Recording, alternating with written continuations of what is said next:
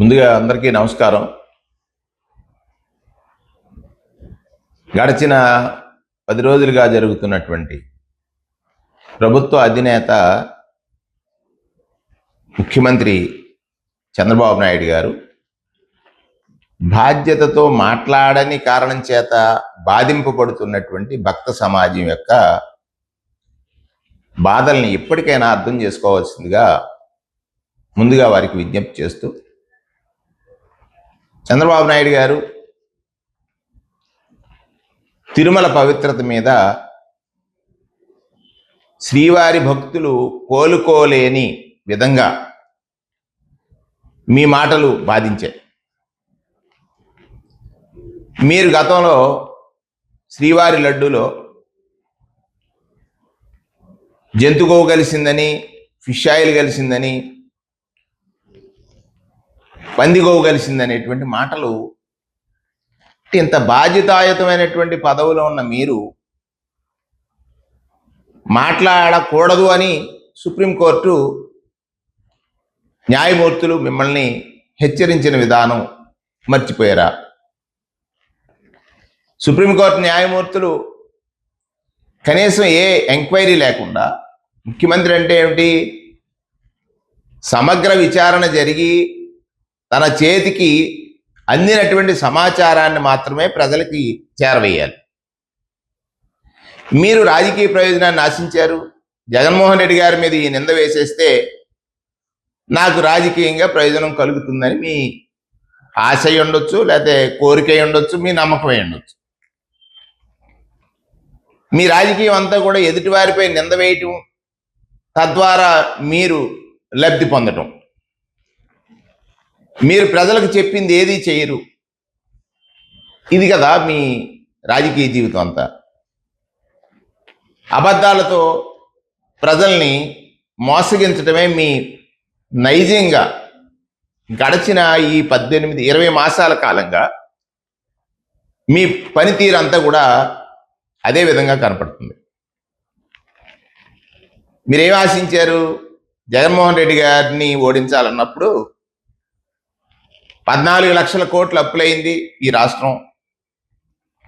అప్పులు చేసి సంక్షేమం పంచుతున్నాడు జగన్మోహన్ రెడ్డి గారు. నేను సంపద సృష్టించి సంక్షేమం అందిస్తాను, ఆయనకంటే ఎక్కువగా అనేటువంటి పదాలు చాలాసార్లు చెప్పారు. అప్పటికే మీకున్న పత్రికలో లేకపోతే టీవీలో మీ నోట రాకుండానే ఆ మాటల్ని ప్రజల దగ్గర చేరవేశారు. ప్రజల్లో ఒక భయాన్ని సృష్టించారు. తీరా అధికారంలోకి వచ్చిన తర్వాత మీరే శాసనసభ సాక్షిగానే మీ ఫైనాన్స్ మినిస్టరే చెప్పాడు 7 లక్షల కోట్లే అప్పులేని. అందులో జగన్మోహన్ రెడ్డి గారి రెజ్యూమ్లో చేసింది 3,25,000 కోట్లేని, 27,000 కోట్లేని. మీరు 20 మాసాల కాలంలో 3,27,000 కోట్ల అప్పులు చేశారు. 20 మాసాల కాలంలో 3,27,000 కోట్ల అప్పులు చేశారు. 5 సంవత్సరాలు, 2 సంవత్సరాల కరోనా ఉన్నా కూడా జగన్మోహన్ రెడ్డి గారు చేసిన అప్పులు ఎంత? 3,27,000 కోట్లు. ఇవాళ జగన్మోహన్ రెడ్డి గారి ప్రభుత్వం నుంచి తప్పుకునే సమయానికి 7,000 కోట్లు ఖజానాలో ఉన్న ఇవాళ మీరు 3,27,000 కోట్లు అప్పులు చేశారు. మరి ఇది మీరు చెప్పింది అబద్ధమే కదా, మీరు చెప్పింది నిజం కాదు కదా. దాని నుండి ప్రజల్ని దృష్టి మార్చడం కోసం ఒక్కొక్క రోజు ఒక్కొక్క ఎత్తుగడ వేయటం మొదలుపెట్టారు.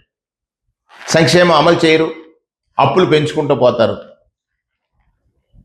ప్రజల ఆస్తుల్ని ఇష్టానుసారంగా మీకు నచ్చిన వాళ్ళకి పంపిణీ చేస్తున్నారు.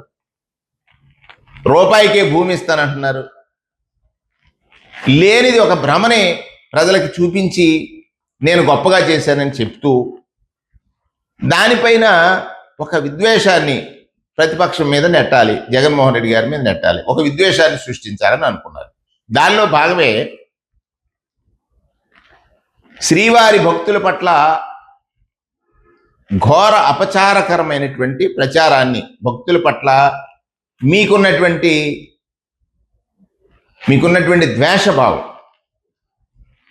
ద్వేషభావం కనపడింది. పందికోవు కలవలేదు, గొడ్డుకోవు కలవలేదు, లేదా చేప నూనె కలవలేదని మీరు నియమించినటువంటి సిట్టు మీ మాటలు బాధ్యతారాహిత్యంగా ఉన్నాయని, బాధ్యతతో మీరు మాట్లాడలేదని సుప్రీంకోర్టు ఇంటర్వ్యూన్ అయ్యి సుప్రీంకోర్టు సిబిఐ ద్వారా ఈ విచారణ చేయాలని ఆదేశిస్తే ఆ సిట్లో మీరు చెప్పిన ఈ మాటలు లేవు కదా. ఇప్పుడు పశ్చాత్తాపడాలి మీరు. మరలా మీరు ఇంకొక అడుగు ముందేసేసి దీనిలో యాసిడ్, ఇది టాయిలెట్ క్లీనింగ్ యాసిడ్ కలిసిపోయిందంటే భక్తుల్ని ఏమనుకుంటున్నారండి?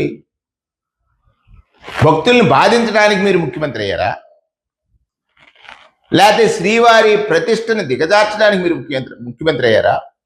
ఒకరోజు శ్రీవారిని బజారుకి ఈడుస్తున్నారన్నారు, వెంకటేశ్వర స్వామి వారికి నేను భక్తుని అన్నారు.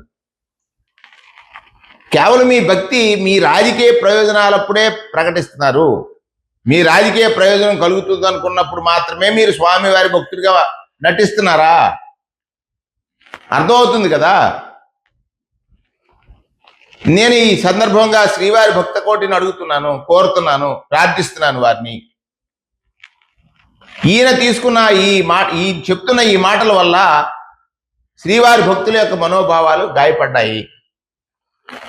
సరే, సిట్ రిపోర్ట్ వచ్చిన తర్వాత శ్రీవారి భక్తుల్లో స్వామివారే అబ్బా మనకేమీ అటువంటి అవశేషాలు లేవని స్వామివారి పలికించినట్టుగా భావించి ఆనందాన్ని వ్యక్తం చేశారు. మీరు నిజమైన భక్తుడైతే స్వామివారి పట్ల అపచారం జరిగిందని ఒక విచారణ చేసిన తర్వాత జరగలేదని చెప్పినప్పుడు భక్తుడు చాలా ఆనందం, ఉపశమనం, చాలా గొప్పగా ఫీల్ అవుతాడు. మీరు భక్తులు కాదు, దీన్ని బట్టి అర్థమవుతుంది. మరి ఒక నింద వేస్తున్నారు, ఇది టాయిలెట్ క్లీన్ చేసేటువంటి యాసిడ్స్ ఇందులో కలిపారని ఎక్కడ చెప్పారండి? ఏ రిపోర్ట్లో చెప్పారు? ఇది బాధ్యతారాహిత్యం కాదా? అంటే భక్తులు అడగలేరు, వింటారు మీ మాట అనుకుంటున్నారు. ఎవరి మీద మీరు వేస్తున్నారు? కలిలో అంటే మన కృతయుగం నుంచి నేటి వరకు రకరకాల అవతారాలు ఎత్తినటువంటి శ్రీ మహావిష్ణువు యొక్క అవతారమైనటువంటి వెంకటేశ్వర స్వామి వారి ప్రసాదాన్ని పవిత్రంగా భావించి స్వీకరించేటువంటి భక్తుడి యొక్క మనస్సుని విరిచివేస్తున్నారు కదా మీ మాటల వల్ల. మీరు నిజంగా భక్తుడు అయి ఉంటే వినటానికి కూడా ఇష్టపడరు ఈ మాటలు. మీరు భక్తుడు కాదు. దీనివల్ల ఎలా రాజకీయ ప్రయోజనం పొందాలనే ఏకైక లక్ష్యం ఉన్న వ్యక్తి. నిన్న తొమ్మండగరు కలిసి కూర్చుని మాట్లాడారు. అప్పుడే మీ మాటలు నిజం కాదని తెలిసిపోయింది కదా. నిజం ఒక్కటే ఉంటుంది ఎప్పుడూను. మీరు ఏదైతే 9 మందిని అక్కడ కూర్చోబెట్టి బీజేపీ, పవన్ కళ్యాణ్ గారు, తర్వాత మీ మంత్రులు, ఫైనాన్స్ మంత్రి, ఎండోమెంట్స్ మంత్రి, ఎడ్యుకేషన్ మంత్రి, తర్వాత బీజేపీకి సంబంధించిన వైద్య ఆరోగ్య శాఖ మంత్రి, ఇంతమంది మంత్రులు కలిసి కూర్చొని ఒక ప్రెస్ మీట్ పెట్టినప్పుడు భక్తులకు అందరికీ అర్థమైంది కదా మీరు చెప్పిందంతా ఒట్టిదని. మీరు రాజకీయ ప్రయోజనాన్ని ఆశించి చెప్పారని. మీరు రాజకీయంగా జగన్మోహన్ రెడ్డి గారిని ఏ విధంగా ప్రజల దగ్గర పలచనపరచాలని ఆలోచన చేసిన ప్రచారం అని తెలిసిపోయిన తర్వాత ఇవాళ మరలా ఒక గాయం చేస్తా ఉన్నారు. అంటే భక్తుల మీద మీకు బాధ్యత లేదు, భక్తుల పట్ల మీకు గౌరవభావము లేదు, భక్తులంటే మీకు అడగలేని వారనేటువంటి భావనలో ఉన్నారు.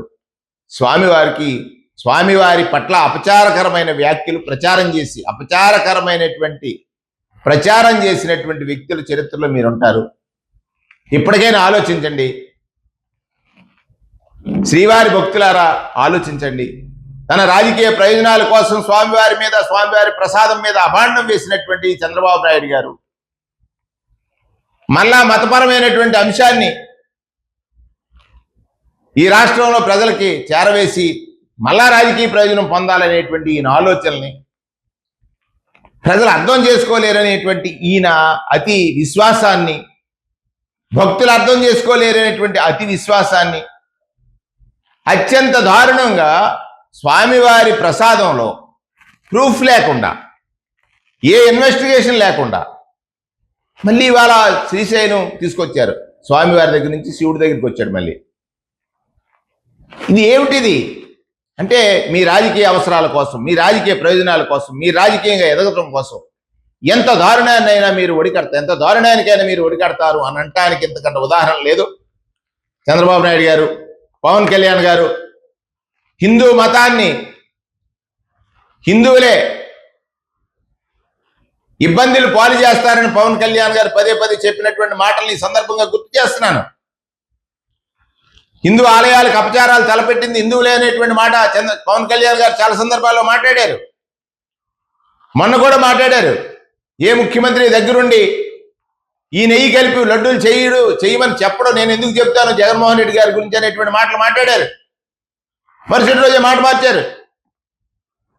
ఇది ఎవరు మనసుల్ని గాయపరుస్తున్నారు మీరు ఆలోచిస్తున్నారా? భక్తితో ప్రసాదాన్ని స్వీకరించే భక్తుడి యొక్క మానసిక బాధ, మానసికమైనటువంటి క్షోభ, భక్తుడి మానసిక క్షోభకి మీరు కారకులవుతున్నారనేటువంటి విషయాన్ని మీరు ఎందుకు గుర్తించట్లే? భక్త సమాజం ఆలోచించాలా. ఇటువంటి పాలకుడా బాధ్యతారాహిత్యంగా భక్తుల మీద, భక్తులు స్వీకరించిన ప్రసాదం మీద అభాండం వేసి అడల్టరేటెడ్ గీ, ఏదైతే కల్తీ జరిగిన నెయ్యిని ముందు 18లోనూ సప్లై చేయమన్నది తెలుగుదేశం ప్రభుత్వం. మొన్న రిజెక్ట్ అయినటువంటి ట్యాంకర్లు మళ్ళీ దేవస్థానానికి రప్పించి లడ్డులో కలిపింది తెలుగుదేశం ప్రభుత్వం. దీనికి పూర్తి బాధ్యత మీది కదా, మీరు కదా. మీ పరిపాలనా సమయంలో జరిగినటువంటి తప్పిదానికి మీరా కారకులు పక్కవారిపై నెట్టాలని. దీనివల్ల మీరు చేసిన కుట్ర ఏంటంటే ఏ విధంగా నేను రాజకీయ ప్రయోజనం పొందగలను, ఈ లడ్డు విషయాన్ని ప్రజల్లో ఒక విషం జమ్మి ప్రజల మనసును విరిచేయచ్చు అని ఆలోచించారు. అది చెల్లలేదు. స్వామివారు అన్నిటికీ అతీతంగా ప్రజలకు నిజాలు చెప్తున్నాడు కదా. భక్తుడి యొక్క మనోభావాలను మీరు క్షోభ పెట్టాలని అనుకున్నా, తన భక్తుడి యొక్క మనోభావాలను రక్షించగల సామర్థ్యం కలిగిన శక్తి తన భక్తుడికి ప్రసాదించేటువంటి వెంకటేశ్వర స్వామి వారితో మీరు చేస్తున్నటువంటి ఈ రాజకీయ క్రీడ పదవులు శాశ్వతం కాదు. ప్రజల యొక్క ప్రయోజనాల రక్షణే శాశ్వతం అని గుర్తించండి. ఇప్పటికైనా మారండి. జరిగింది తప్పు, చేసింది మీరు. పక్కవారిపై నెట్టి, అంటే జగన్మోహన్ రెడ్డి గారిపై నెట్టి మీకున్న మీడియా బలాన్ని వాడి మీరు చేస్తున్న ప్రచారాలకి స్వస్తి పలకండి. మీకు అధికారం ఇచ్చారు, ప్రజలకు మీరు చెప్పింది చేయండి.